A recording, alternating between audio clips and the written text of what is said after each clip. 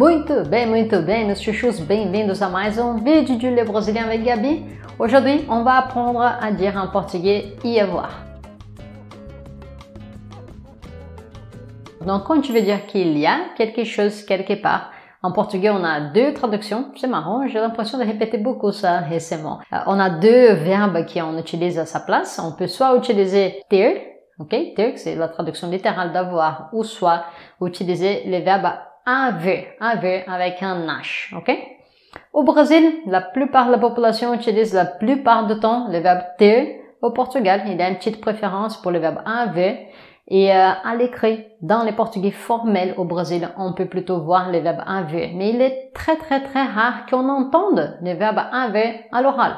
Donc du coup, comme on va faire d'habitude, on ne va pas s'adapter ou apprendre le verbe haver car il est bien moins important. Tu vas l'entendre dans 5% de tes possibles communications.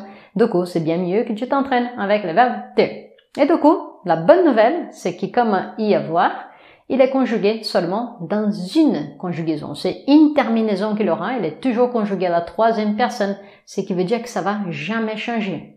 Donc, par exemple, si tu veux dire il y a, ça c'est conjugué au présent, on va prendre le verbe avoir, on va les conjuguer au présent, à la troisième personne, de la même façon qu'on ferait en français.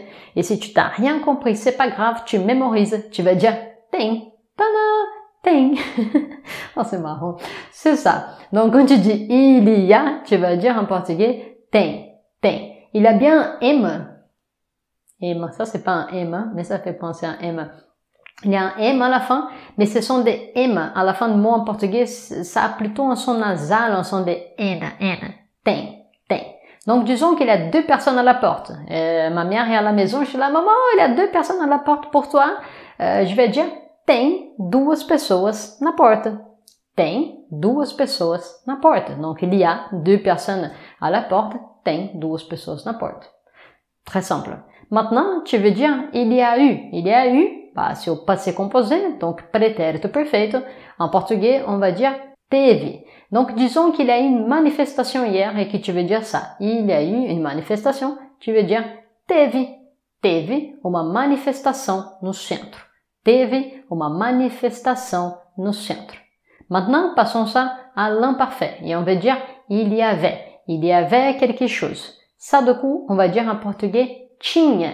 Tinha. Vas-y, répète avec moi. Tinha. Et maintenant, on va dire qu'il y avait beaucoup de personnes à la fête la semaine dernière. Tinha muita gente na festa na semana passada.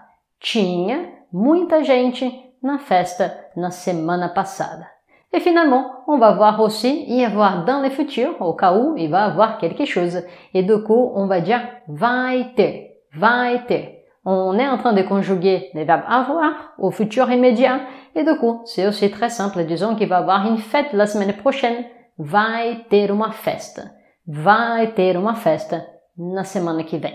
Et voilà, mes chouchous. Donc, on vient de voir y avoir conjugué dans les quatre principaux tons verbaux qu'on utilise en portugais. Tem, au présent, teve, au passé composé, pretérito perfeito, tinha, à l'imparfait, imperfeito em português, e vai ter, au futur, futur immédiat, futuro immédiato. Et puis ensuite, tu mets la chose qu'il y aura ou qu'il y a eu, et etc. Et comme ça, tu sais dire qu'il y a en portugais. Voilà. Maintenant, comme d'habitude, tu vas me prouver que tu as compris, que c'est facile et tu vas me dire qu'est-ce qu'il y a dans ta maison, dans ta ville, qu'est-ce qu'il y a eu la semaine dernière. Vas-y, écris-moi des commentaires ici pour que je vois que tu as compris. Et comme toujours, mets-moi un petit j'aime si tu as aimé cette vidéo comme ça. Je sais et je peux continuer à faire des vidéos comme ça pour toi. Ça y est, nous sommes arrivés à la fin. Beijinhos para vocês, boa semana et on se voit dans la prochaine vidéo.